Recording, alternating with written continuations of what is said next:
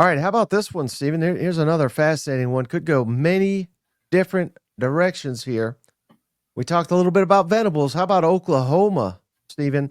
Let me run down the schedule real quick. Illinois State at home right out the gate. Michigan at home.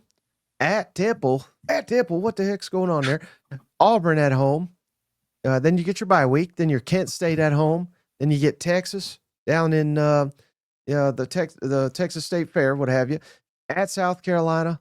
Ole Miss at home.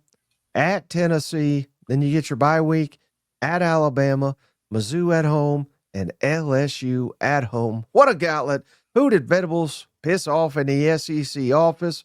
We need some damn answers. But first, I want an answer from Steven on what Oklahoma's over-under should be. I'm going to set it at 7.5. Ooh. Maybe that's too high. Mike, you can talk me out of this one. I think, first of all, I like this Oklahoma defense. I know they're losing Danny Stutzman and Billy Bowman. Those are two guys that meant a lot to that defense. But I suspect this defense will still be as good, if not better, especially with Venables calling the plays. And I'm baking in some offensive improvement here. I like the fact that swing games, Auburn, Ole Miss, Missouri, maybe you could throw LSU and Michigan in there too. I think there's a good chance they'll steal a game somewhere. I could talk myself into 8 wins if things fall into place. So this is really how you feel about John Mateer and Ben Arbuckle. There is a ton of pressure on those two, and how you feel about those two kind of shape your W&L projection here. Yeah, you seem to be a lot higher on all these teams than I am, which that's fine. You could be the optimist. You be the good cop. I'll be the bad cop. SEC Steven over here. I'm going at 6.5 for Oklahoma because of this gauntlet. I'm not saying, obviously, that's not the standard. And heck, I mean, surpassing this and going 7-5, I don't even know if they bring the coach back because that shouldn't be good enough. You know what I mean? So, again, that would actually be better than 2 of the 3 years he's been there. But 7-5 is a horrible record for Oklahoma.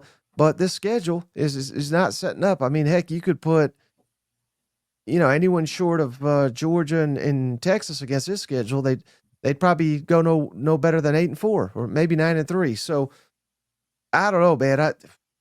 I would rather set the bar low, as pathetic as that sounds, and exceed expectations than to lie to Oklahoma fans and sit here and say, I expect you to win 7-8 games with this slate you got here. Now, if they get it right with John Mateer and the offensive hires they made, which I love the fact that all those guys worked together last year at Washington State, should make for a much more seamless transition on that side of the ball in Norman. And that's all you need, man. If you just have a competent offense with Brent Venables' defense, this could be the biggest surprise team in the SEC this season.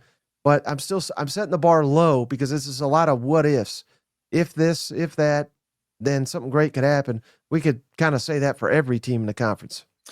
Yeah, 100%. And I think my kind of thinking is if Oklahoma could win 6 games last year, now granted, the Auburn game was pretty fortunate. If they could win 6 games with a pretty dysfunctional offense, a functional offense should be able to find them a W or 2 along the way. But also when you look at that schedule, depending on whose preseason predictions you use, they could play 5 of the top 6 teams in the SEC this year. The only one they don't is Georgia. So that is incredibly tough, which leads me to progress isn't necessarily counted up in W's and L's. You could just be a better team and it just doesn't show up in the record. And that wouldn't surprise me if we see that from Oklahoma this year, just